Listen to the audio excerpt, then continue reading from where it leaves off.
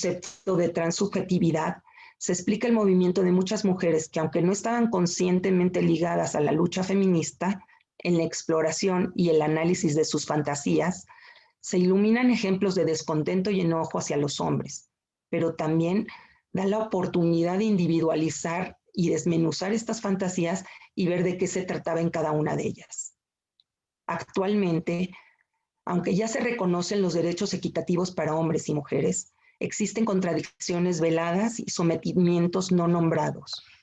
Es ahora un pelear en contra de lo que supuestamente no pasa, lo cual enfurece más y es más difícil de elaborar. Por ello pienso que pudieron ser por esto las manifestaciones mucho más violentas en este caso. En los casos que presento, en la intersubjetividad y ante la efervescencia del momento, emergió en estas chicas el maltrato sufrido del que no eran conscientes o habían negado. Y es solo con la palabra colectiva de un grupo que se expresa, con el que se pudieron identificar y se sintieron empoderadas, y con derecho a hablar de su sufrimiento y de sus contradicciones. Al principio fue el llanto, el reclamo y la escisión entre lo bueno y lo malo. Poco a poco y a través de la palabra pudieron elaborar, nombrar y entender lo que les estaba sucediendo. Cuánto de ello era propio de este sometimiento femenino, cuánto era social y qué era propio de su dinámica intrapsíquica. En el caso de Norma, se va dando cuenta que lo que tiene es una falta de deseo en general, que la lastima y le duele. Como bien ahora dice, no sabe ni qué quiere. Y es esto lo que la violentaba tanto. Pienso que la expresión nueva, violenta e intensa en mujeres jóvenes acerca de las nuevas maneras diversas de feminidad y de sexualidad femenina emerge también en un mundo nuevo, diverso, violento e intenso, pero también confuso y a veces falto de deseo. Y se intenta buscar ese deseo en lo que está a la venta, sea esto de productos o de discursos sociales.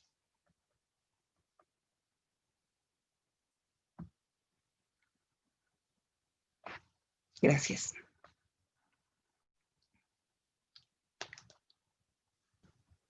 Gracias, Fortu. Gracias. Entonces vamos ahora con el trabajo de Clarisa. Ok. Hola, buenos días a todos. Muchas gracias por estar aquí. Gracias, AMPAC, por lograr juntarnos. Voy a compartirles mi pantalla para leer mi trabajo. El trabajo se titula El malestar de la mujer postmoderna.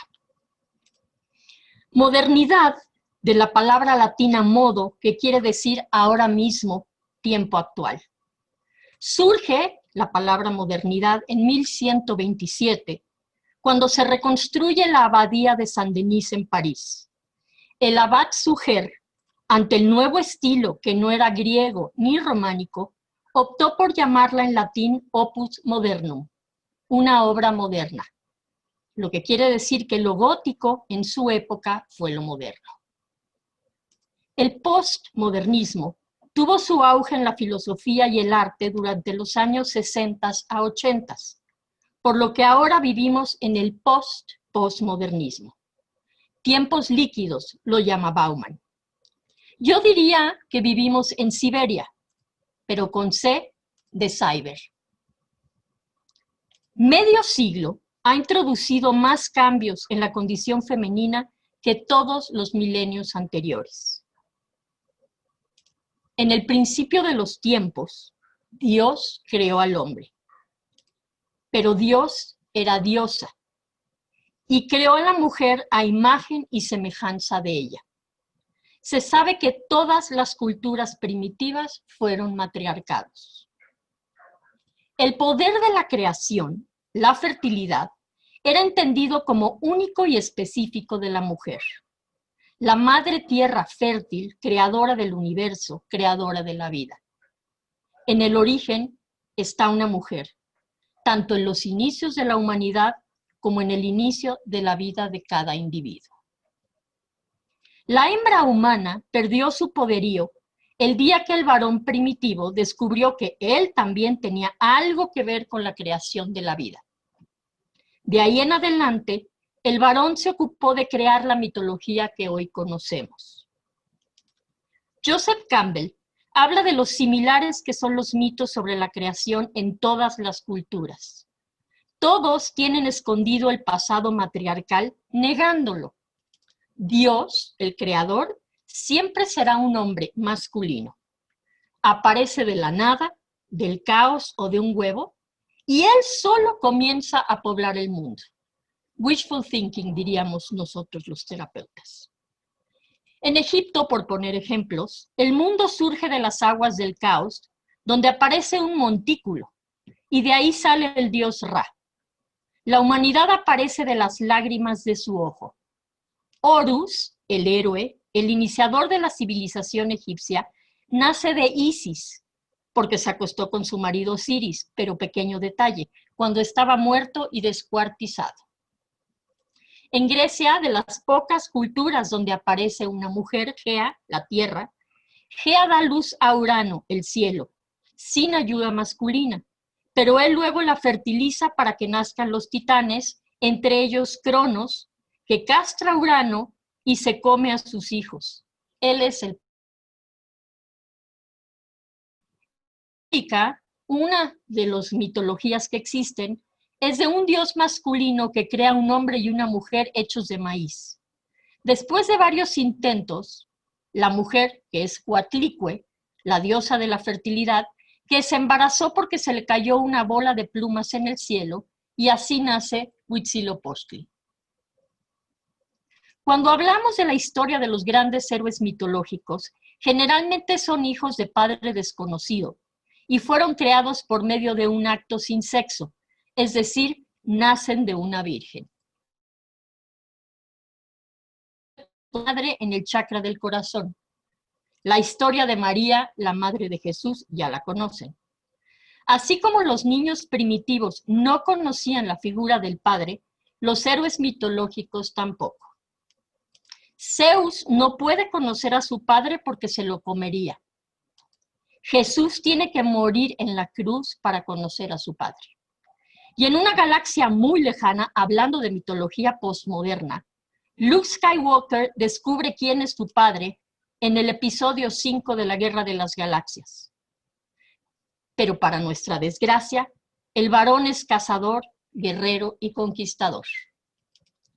Campbell habla que el cambio de diosa a dios se dio cuando los pueblos semíticos empezaron a invadir.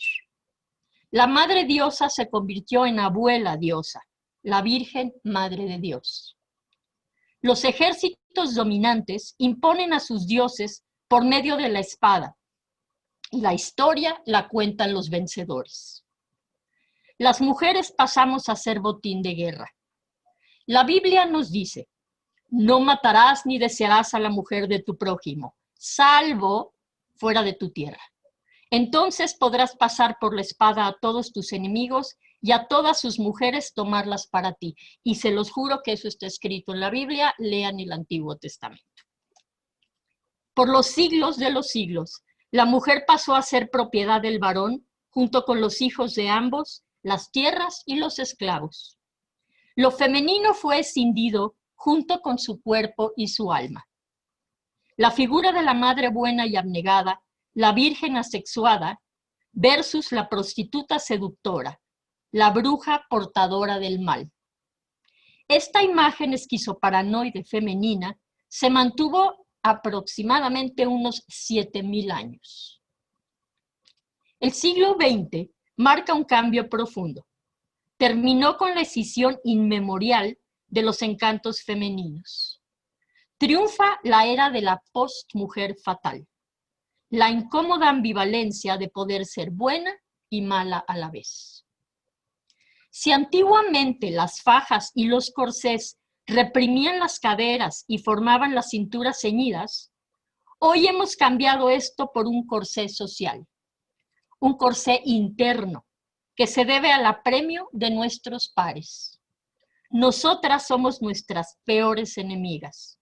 Claro que también cooperan los modelos y arquetipos que circulan en los medios de comunicación.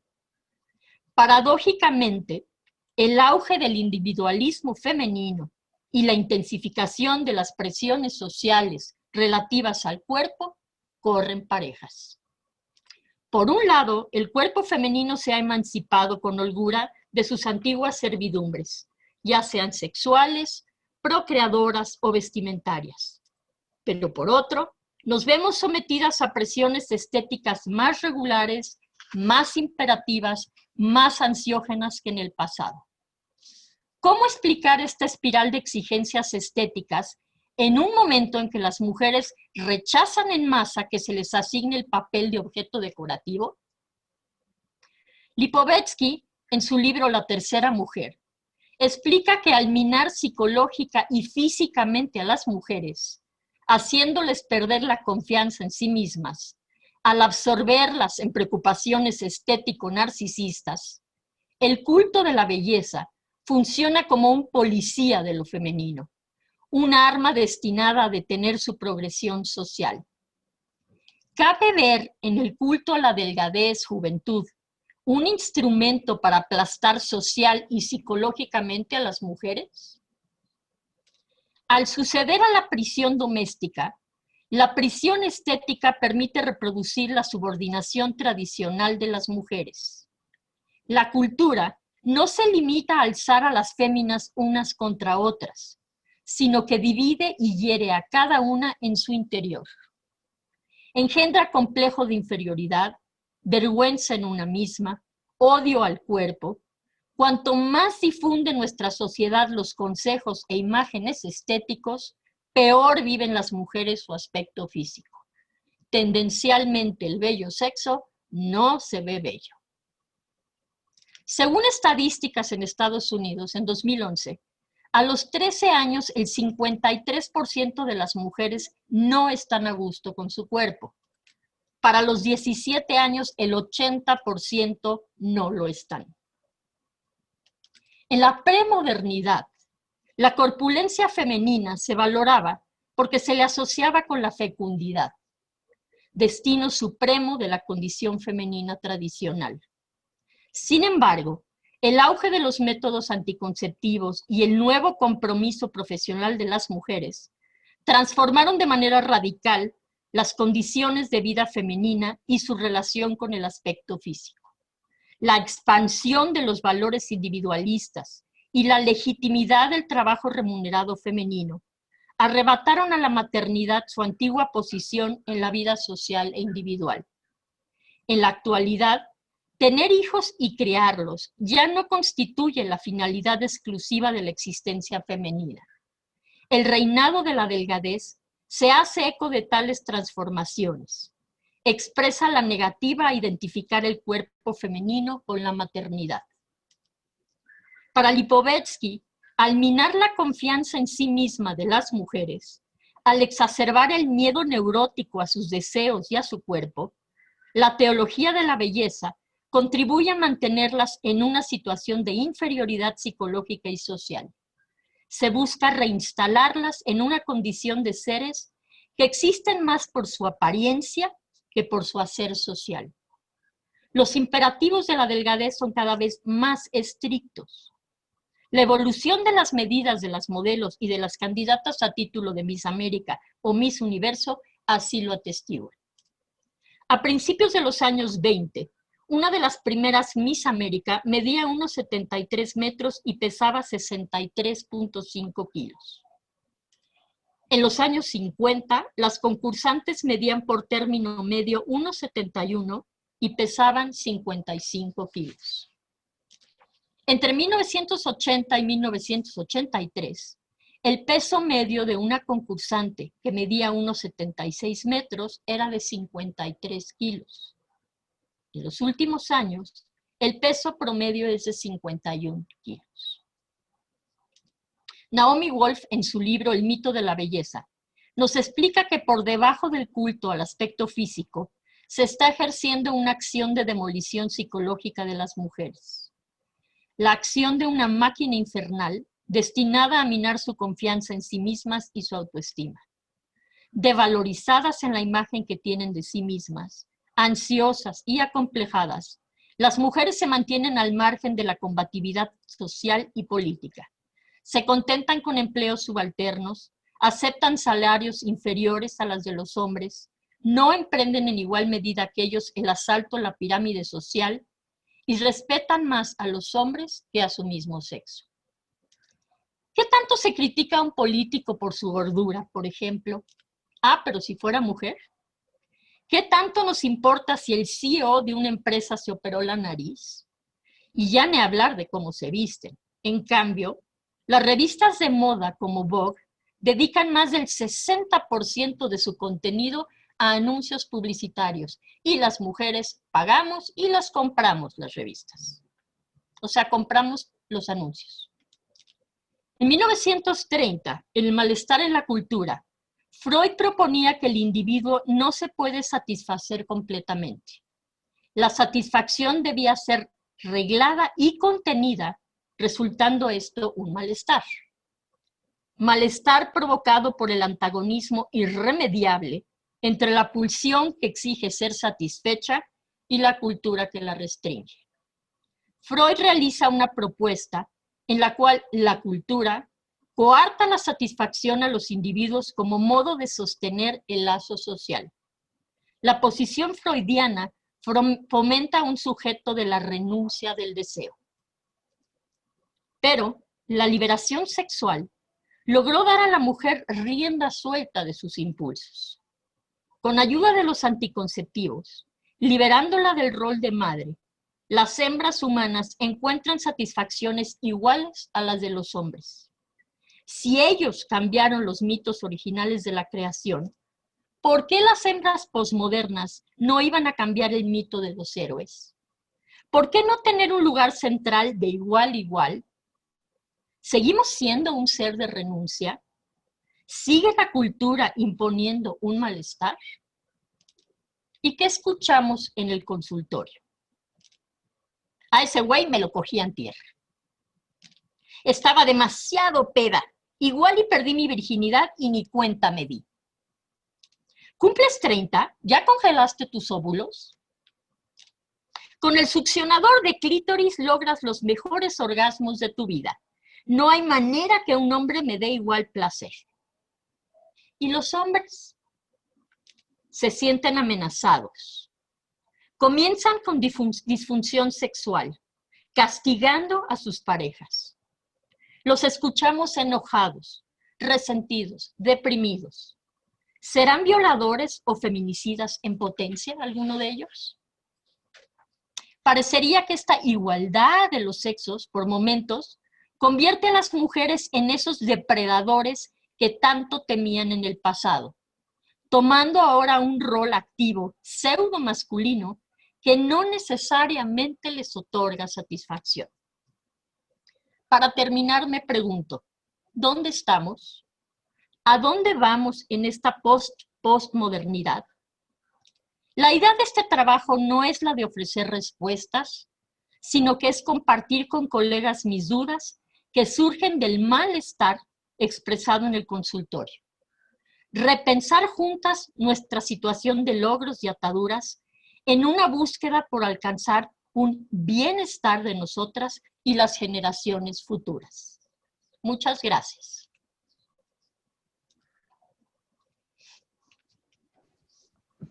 Muchas gracias, Clarisa. Bueno, a ver, continuemos. Freud en 1895 menciona que cuerpo biológico inmaduro con impotencia motora y psíquica se humaniza en contacto y a través de otro ser humano, la madre. Propone la formación del superyo a través de la introyección del superyo de los padres, esto es, a través de la subjetivación. O sea, no desarrolla propiamente el concepto de subjetivación, que creo que es algo que ustedes tres nos están ahorita planteando, ¿no? ¿Cómo es que se desarrolla la feminidad? A través de la subjetivación, a través de el propio concepto de feminidad de los padres, de la madre, de la sociedad, de la cultura. ¿Qué nos pueden decir al respecto?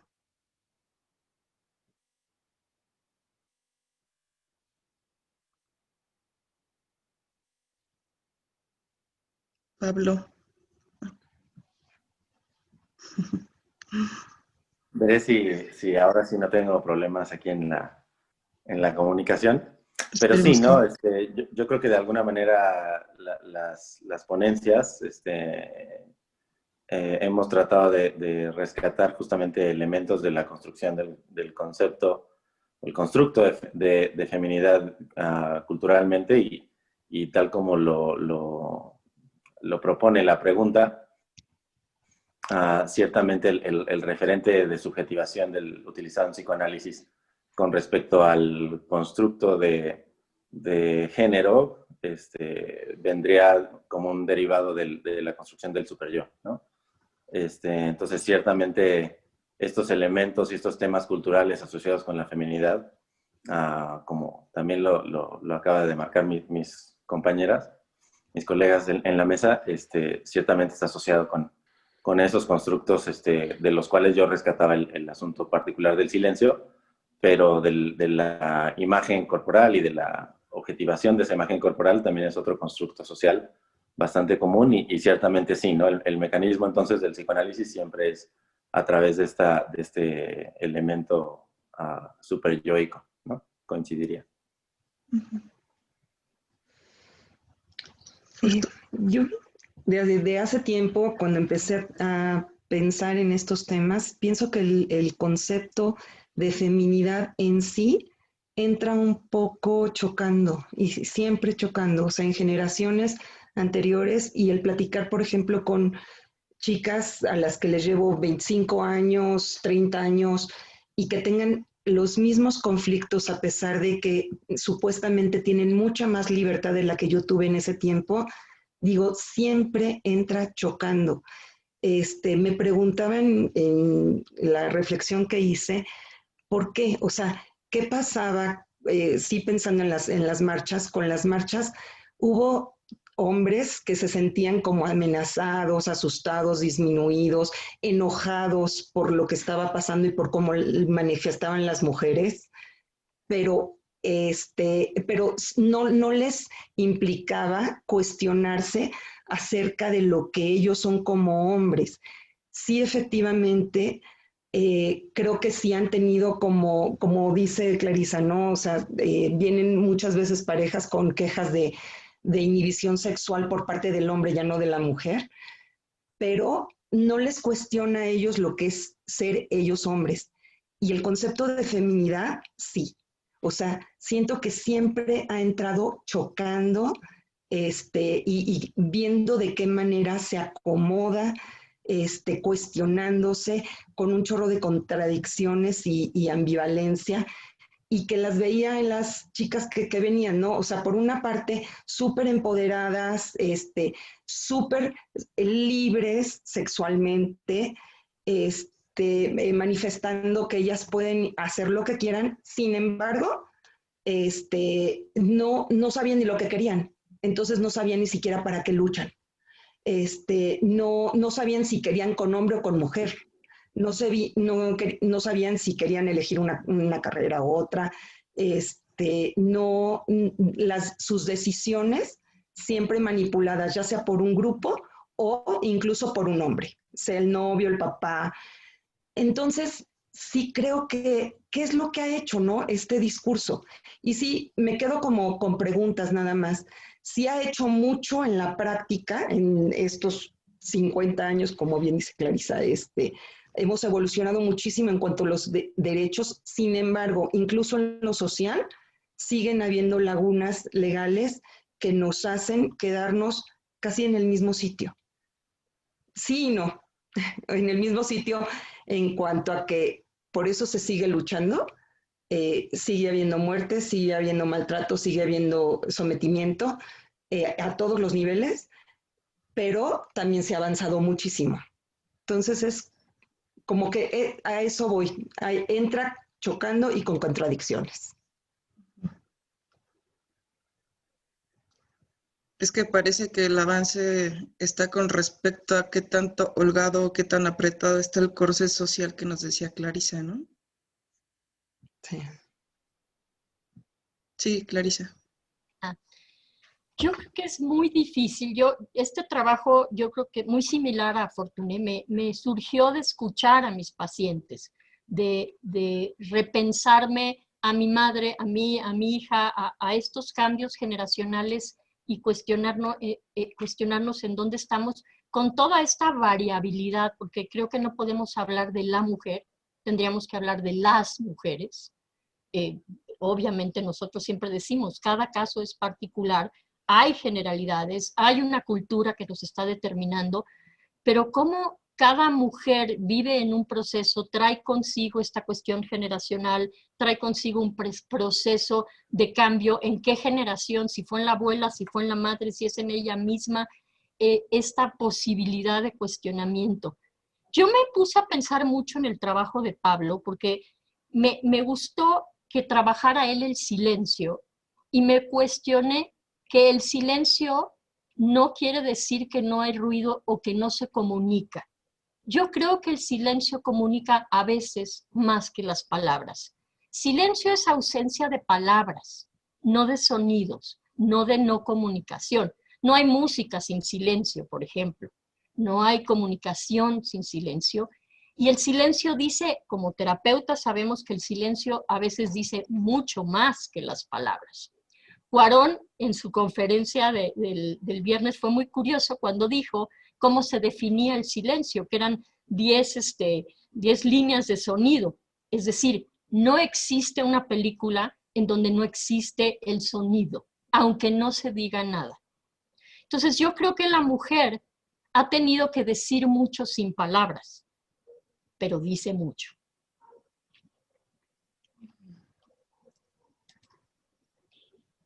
Y también creo que los tres nos hablan como de esta imagen escindida, ¿no? Y que aunque, bueno, Clarisa hace un recorrido histórico, ¿no? También Fortuné, y que es una imagen que a pesar del tiempo, a pesar de los movimientos, no se ha podido integrar. O sea, sigue siendo, dicen como la bruja, la portadora del mal, dice Clarisa, y por otro lado la mujer sin deseo, silenciosa, asexuada, ¿no? Y a pesar de todos los movimientos, parece que esta imagen aún socialmente cuesta trabajo integrarla.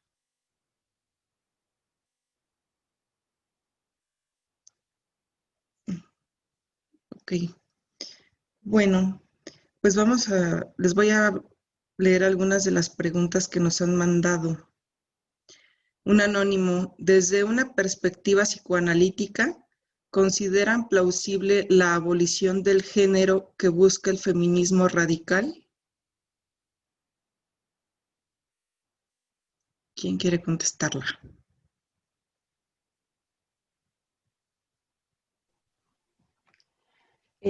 No sé si si se refiere a la abolición del género como esta parte de negar al hombre en el feminismo, pero no sé si eso se está refiriendo.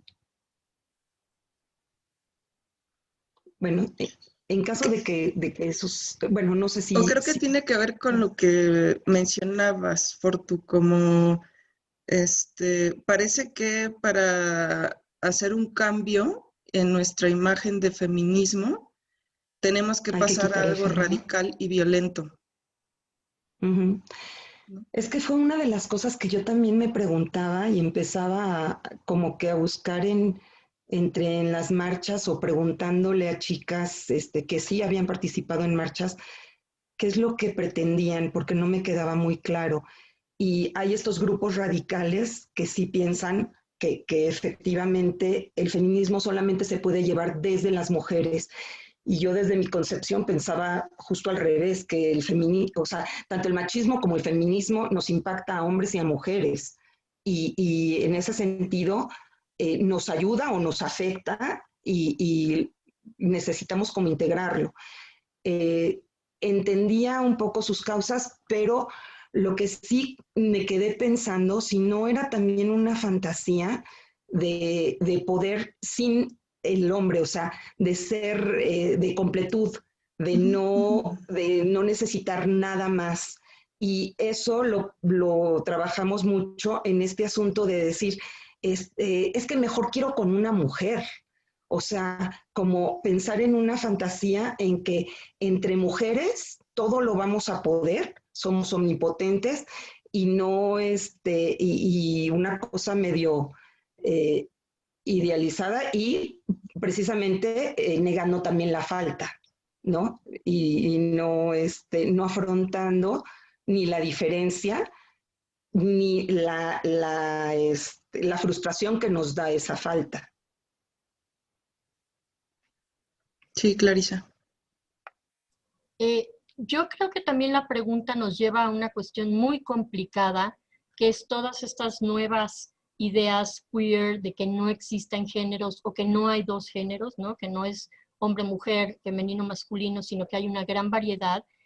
Y creo que es muy difícil. Yo no me atrevería a hablar hoy en día cuál sería la solución. Creo que estamos viviendo un momento, como digo, postmoderno o posthumanista.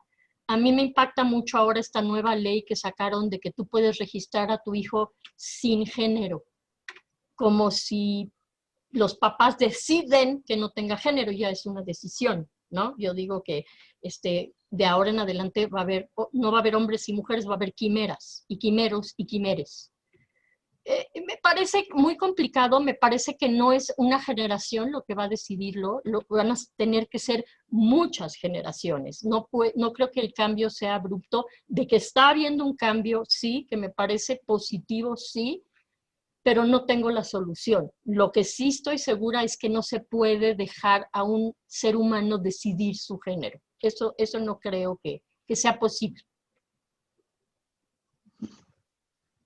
De niño, perdona, claro, lo va a decidir, sí. Pero cuando nace no se lo doy. ¿Por qué lo va a decidir? Está recibiendo una cantidad de estimulaciones sociales, familiares y biológicas, ¿no? Que no creo que se pueda. Uh-huh. Sí. Sí, algo también que me llama la atención, pues, de lo que han escrito. Bueno, algo que haces, Clarisa, como en este recorrido histórico, es como al principio todo era femenino, ¿no? Y para dar ascenso a lo masculino, tiene que desaparecer lo femenino, ¿no? Que es como ahorita también lo que decía Fortú, que, que parece que estas chicas en el movimiento, para reconocer el feminismo, tienen que acabar con lo masculino, ¿no? O negar lo masculino. Uh-huh. Muy bien. Otra pregunta es de Anaid Jasso. Si continúa presente la decisión de la feminidad de la mujer, y como psicoanalistas sabemos que mucho de la salud está en integración, ¿será que tenemos que integrar estos dos opuestos ideales? Yo creo que se ha ido integrando. O sea, yo en mi trabajo sí creo que, como digo, hay 7,000 años de decisión. Lo que pasa es que quitar algo de 7,000 años es muy difícil y estamos en proceso de aceptar esta ambivalencia de que cada mujer trae, o cada hombre o cada ser humano, trae lo bueno y lo malo junto, ¿no? Uh-huh. Pablo. Tu micrófono está apagado.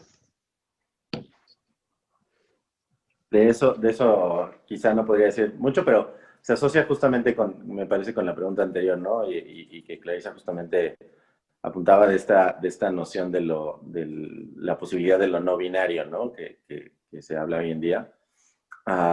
Y quizá podríamos pensar en un momento en donde se disminuirían estas decisiones, pero pensaría igual que Clarisa, ¿no? Es un proceso que me parece que incluso se empieza a cuestionar en términos de la historia de lo femenino en tiempos hasta muy recientes, ¿no? Entonces, evidentemente sí involucra un proceso que apenas va de inicio y que en ese sentido tampoco sabemos de por cierto hacia dónde va a llegar, ¿no? Sí. Uh-huh. Una pregunta de Yarumi Monsiváis. ¿Cuál es la repercusión más visible de este constructo de feminismo en una sociedad confusa o de desigualdades. A ver, otra vez, ¿cuál es el...? ¿Cuál es la repercusión más visible de este constructo de feminismo en una sociedad confusa o de desigualdades? O sea, ¿cuál sería la repercusión, pues, como de el feminismo escindido, ¿no? Que es lo que estamos ahorita hablando. Yo lo que siento y lo pongo en mi trabajo es la violencia. O sea, estas manifestaciones tan agresivas, tanto masculinas como femeninas, y la violencia que tiene que ver con lo abrupto, lo impulsivo, lo confuso y lo agresivo, como sin límite. Y lo que es transgredir, pero además de transgredir por una razón, es como acabar, como destruir. Y creo que esa manifestación tiene que ver con esta parte posmoderna que está muy, muy compleja y a veces confusa también. Yo concuerdo con Fortuné, es la confusión. Yo escucho porque tengo que basarme en el consultorio y creo que Fortuné lo aclaró muy bien con los casos de las pacientes, o yo pongo lo que escucho en el consultorio. Creo que hay mucha confusión y hay malestar. Por un lado, veíamos una mesa de ayer del ser mujer, ¿no? Las mamás que sienten que no pueden ser mamás, o las mujeres que si no son mamás no se sienten completas. Creo que vivimos en un momento de sobreexigencia a todos niveles, en donde nadie está a gusto y todo el mundo está confuso. Sí, yo estaría de acuerdo en ese sentido. Incluso como se dice, ¿no? Es como un proceso en tanto de construcción, en cuanto movimiento, implica justamente este tipo de confusiones, malestares, inquietudes, de las que ustedes dos hablan. Y pues claramente se verá involucrada siempre que hay un cambio y un cuestionamiento de estas posiciones, ¿no? Y por eso hoy en día también hablamos de estas nuevas masculinidades y de una redefinición justamente de las cosas, ¿no? Sí. Bien importante, Pablo, que hablen los hombres. Lo que decían, no estamos solas, no existe la mujer y el hombre, existen los seres humanos. Y me parece muy lindo que esta mesa estés tú, que Cuarón hable de las mujeres, esta parte que podamos hablar todos. Hay mujeres que dicen que los hombres no pueden hablar de las mujeres. Sí, pueden hablar desde los hombres, de las mujeres, como nosotros hablamos de los hombres desde nosotras. La posibilidad de la complementariedad es bien importante. Que de ahí resaltaría algo que nos comentó Pablo, ¿no? En su ponencia, un concepto freudiano, como esto de lo desconocido permanece en silencio, ¿no? O sea, como cuando para el hombre su propia feminidad está oculta, pues, desconocida, mejor ni la habla, ¿no? Sí, yo creo que por eso anotaba, se me hace interesante la alusión que hacía Freud del continente oscuro, ¿no? No tanto como desconocido, sino lo que contiene justamente lo desconocido. Y el psicoanálisis es evidentemente una teoría sobre la relevancia y los efectos de lo desconocido. Muy bien. Otra pregunta. ¿Cuál consideran que es el mecanismo psicoanalítico que se asocia con la llamada cultura de la pedofilia, la sexualización de las mujeres prepúberes?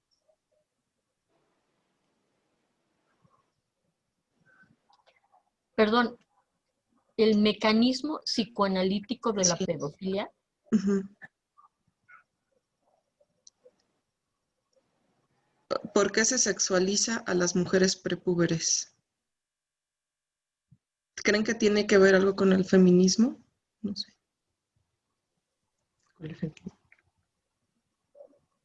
O con estos conceptos, pues, culturales, o lo que nos decías como la influencia cibernética. Yo creo que, a ver, nada más, no hay mecanismos psicoanalíticos, perdón, eso no sé a qué se refiere. Lo que sí creo es que hay una sobresexualización de la figura femenina Infantil. y que ha existido siempre, no es algo moderno. O sea, en el arte ha habido, que yo ponía esta escisión de la mujer bruja, la mujer prostituta sobresexualizada. Lo interesante es cómo ahora en las niñas se ha puesto sobresexualización, pero creo que tiene más que ver con el nivel de comunicación que hay, que ya todos podemos llegar a todo, que ya podemos conocer a todo. A mí me impactó mucho el Super Bowl, el último Super Bowl de Shakira y increíblemente usó, pero que salían casi encueradas y los hombres nunca salen encuerados. O sea, ¿por qué los cantantes que van al Super Bowl nunca salen en shorts y sin camiseta? Es raro, ¿no? No se muestra el cuerpo, no venden el cuerpo. Y las mujeres, si no están medio encueradas, sexuadas, ahora, ¿quién ve el Super Bowl? Pues muchas niñas, y eso es lo que vende, y entonces, ahora, de ahí a decir que se vale la pedofilia, ese es otro canal al que no me voy a meter. Sí. Norma Elena nos dice, se instituye en este esfuerzo de construcción del patriarcado con los movimientos feministas el respondiente de los diversos femeninos.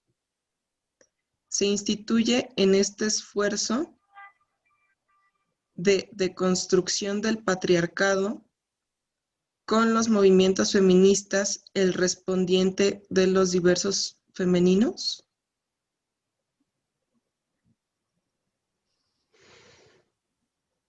No sé si estoy entendiendo bien la pregunta, pero o sea, sí, efectivamente el movimiento feminista y el discurso feminista lo que pretende es deconstruir el patriarcado y deconstruir todo el status quo y lo establecido y también entender desde dónde viene ese patriarcado y ese discurso patriarcal como para deconstruirlo y entenderlo y integrarlo diferente.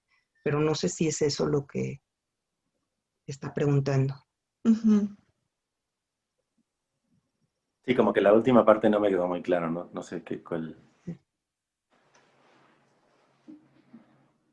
Okay. Pero que creo que caeríamos en lo que hablábamos antes, ¿no? O sea, parece que para reconocer el feminismo hay que deconstruir, ¿no? El patriarcado. Pero ahí sí estaría yo de acuerdo. O sea, no es lo mismo deconstruir que romper, escindir y destruir, ¿no? De alguna manera. El deconstruir sería poder integrantes que nos han constituido como personas y que nos vienen bien. O sea, finalmente nos viene bien partes del patriarcado y también partes de la deconstrucción del patriarcado, pienso.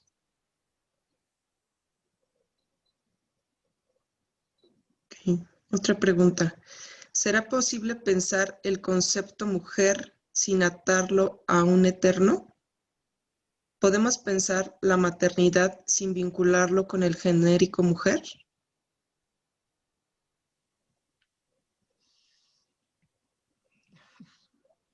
Siento que eso es a lo que, pues, como la finalidad un poco, ¿no? De, de estos cuestionamientos feministas, o sea, de poder abrir el rol de la mujer a muchos otros aspectos y lo cual no quiere decir de verdad ni quitar la maternidad, ni quitar cualquier cosa que ha venido de otras generaciones hacia la construcción de esta feminidad, sino poder abrir el panorama e integrar un poco más. Pero sí creo que sí. Eso, sí. que no sea lo único, pero no Exacto. quitar, no es mente. Sí. Mujeres analistas con la historia inscrita. Nuestras intervenciones cruzan por nuestra historia, por el contexto. ¿Cómo manejar esto con las pacientes? Porque está muy arraigado, muy real, trabajo de género. Que sería como lo intersubjetivo, ¿no? O sea, cómo es que nosotras también, aunque seamos analistas, pues nos cruza pues lo transsubjetivo, lo cultural, cómo le ayudas a la otra a integrar su feminidad. Sí. Pues es una diada, nadie separa la paciente o la terapeuta, el proceso analítico es diádico y trabajamos juntas, Sí. no una sobre otra, ¿no? Ujú. Y creo que por eso también conmueve mucho. O sea, el trabajar, por ejemplo, con mujeres jóvenes, es de alguna manera trabajar con hijas, ¿no? Y entonces el vernos allá y acá, ¿no? Y el trayecto que hemos pasado y también cómo nosotras hemos trasladado nuestra feminidad y también nuestros cuestionamientos y nuestras confusiones y nuestras prohibiciones a la otra generación. Yo creo que por eso escribimos estos trabajos, ¿no? Queda claro que de los tres, de alguna manera, cómo eliges sobre qué quieres escribir, pues es porque te está llegando, ¿no? Claro. Así es. ¿Y tú, Pablo, qué nos dirías al respecto? Yo creo que sí, digo, es evidentemente una posición un tanto, se podría pensar un tanto distinto simplemente porque lo que se asuma justamente de ser hombre, pero evidentemente en este proceso de redefinir también lo que implica ser hombre como derivado de la redefinición de lo que implica lo femenino, también hay esta sensación como de acompañamiento, ¿no? En tanto, también uno quisiera, como decía Fortuné, desquitarse también, ¿no? Y eliminar las cosas que uno considera que también son limitantes de la masculinidad. Y en ese sentido sí se acompaña unas nuevas redefiniciones y posicionamientos de lo que es ser femenino y de lo que es ser masculino, ¿no? Y también algo que nos decía Fortuné, ¿no? De Piera Ablañer, como yo creo como a través de terapeutas varones, pues, cómo lo transgeneracional puede venir, ¿no? Como desde tus propias figuras femeninas, puedes ayudar a tus pacientes a integrar como lo femenino, ¿no? Su feminidad.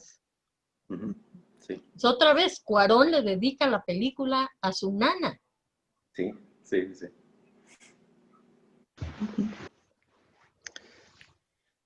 Andrés Tobilla nos dice, la encuesta nacional de ingresos y gastos de los hogares de 2018 muestra que los hogares liderados por mujeres gastan más en el bienestar de su familia que los hogares liderados por hombres. ¿Qué opinan? Qué bueno.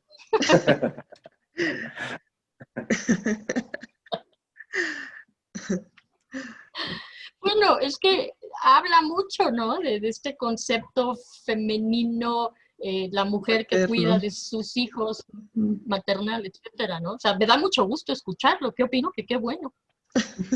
Que ojalá fuera más parejo, pero no es así. Sí, al mismo tiempo, qué malo que la de los hombres no. Exacto. Otra pregunta de Andrés. ¿Hay asociaciones psicoanalíticas que hacen exclusión inconsciente de varones por un trauma fundacional? Dile a Andrés que sí, esa va directamente a mí. Somos de las viudas de Freud. Cuéntanos, Clarisa. Bueno, AMPIEP es una asociación creada por mujeres, ¿no? De alguna manera, sí, digo, yo creo que todos inconscientemente tenemos una historia que va a determinar.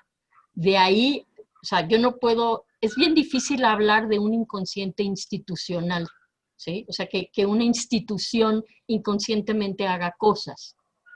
Pero, bueno, yo creo que así como todo mundo trae su historia, la historia de AMPIEP es una asociación en donde se les dijo a estas mujeres que no podían ser psicoanalistas, que los psicoanalistas eran los médicos, hombres, que tenían el monopolio en general del psicoanálisis, y se les prohibió ser psicoanalistas y por eso se hicieron psicoterapeutas psicoanalíticas. Igual que Ampach no podía usar el nombre de psicoanálisis porque eso era nada más de los médicos psicoanalistas, y entonces también fue asociación analítica de grupo.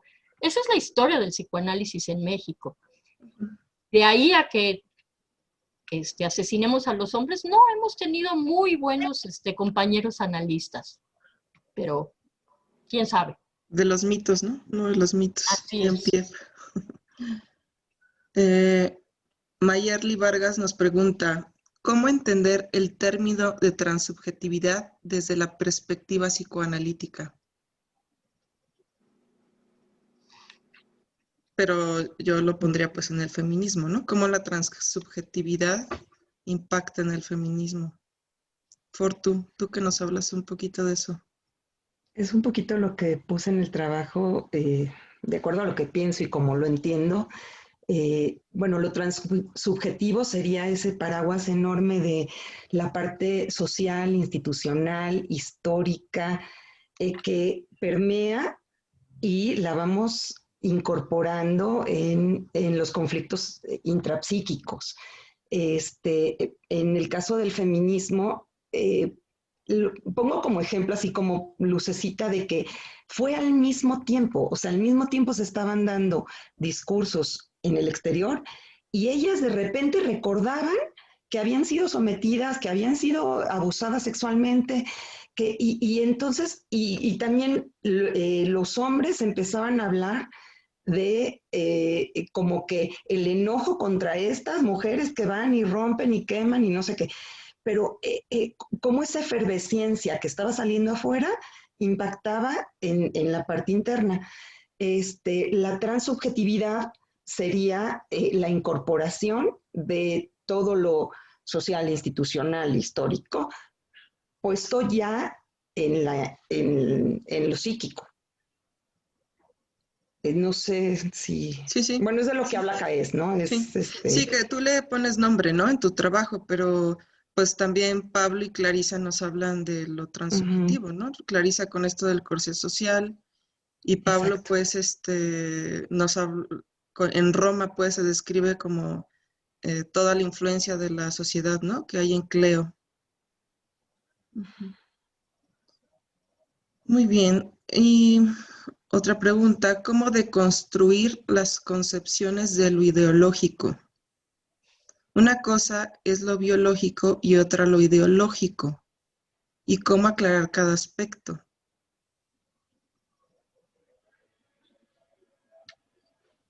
Que más que, bueno, yo creo que de construir lo ideológico hay que integrar, ¿no? Lo ideológico con lo biológico.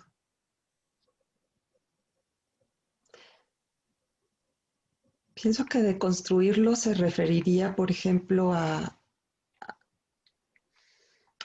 ver cómo estuvo armado, cómo se hizo esa amalgama de una ideología, en ese sentido, ir partiendo los pedazos y entonces entenderlas y poderlas integrar diferente.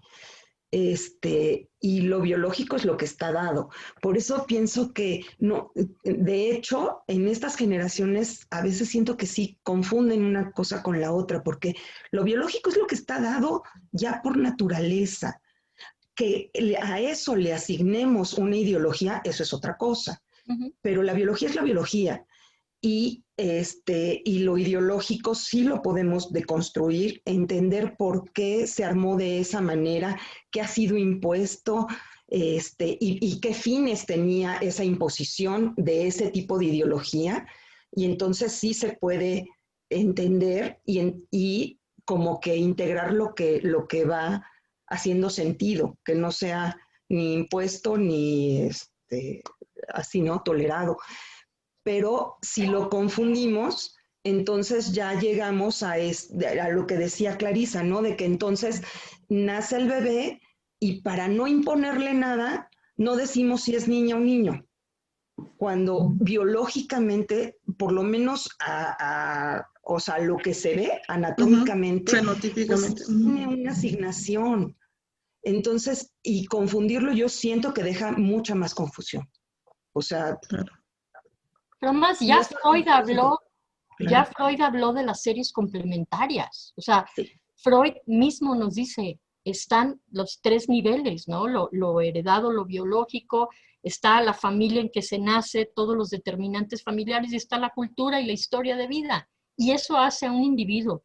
Creo que como analistas siempre estamos tomando en cuenta las series complementarias. Y la última pregunta ya para cerrar. ¿Consideran que se puede hacer psicoanálisis con una mirada feminista? Es como si nos dijeras si puedes hacer psicoanálisis con una mirada humanista. Yo creo que sí. Hay una escritora, Chimamanda, Adichie Chimamanda, que les recomiendo mucho, tiene en TED una conferencia que se llama Soy feminista. Yo creo que es imposible ya no ser feministas en el mundo en que vivimos hoy, hombres y mujeres, ¿no? Hombre, O sea, todos somos feministas, creo yo. Deberíamos ser, ojalá. Pero otra vez aparece, perdón. La pregunta entonces estaría al revés, si se puede practicar sin serlo, ¿no? Pero se sí, evidencia otra vez uno de los mitos fundantes del psicoanálisis, ¿no? Que hay que ser varón, médico, ¿no? Sí. Muy bien. es que Bueno, uno como terapeuta es terapeuta con lo que es. O sea, no es separado, ahora sí, desconstruido. Yo soy terapeuta y soy mujer y tengo la edad que tengo y soy mexicana, y toda esa visión me determina en mi relación con el otro, ¿no? así es. No se puede dejar al lado, ¿no? Lo femenino o lo masculino. Muy bien. Pues entonces, muchas gracias a todos por sus trabajos, por sus ideas que nos han nutrido el día de hoy. Y bueno, pues así damos término a esta mesa. No sé si alguno de ustedes quiere hacer un último comentario. Nos quedan 2 minutitos. yo agradecer mucho a Ampar, a ti, Elia, a la mesa, Clarisa, Pablo. La verdad fue muy grato. Igualmente, muchas gracias a todos por estar con nosotros, por las preguntas, Elia, por llevar la mesa, y Fortuna y Pablo, pues compartir, qué bonito, ¿no? Que coincidimos. Sí, claro, que se pudo. A pesar de las dificultades. Muy bien, pues abrazo a ustedes y a todos los que nos escucharon hoy. Adiós. Gracias. Gracias.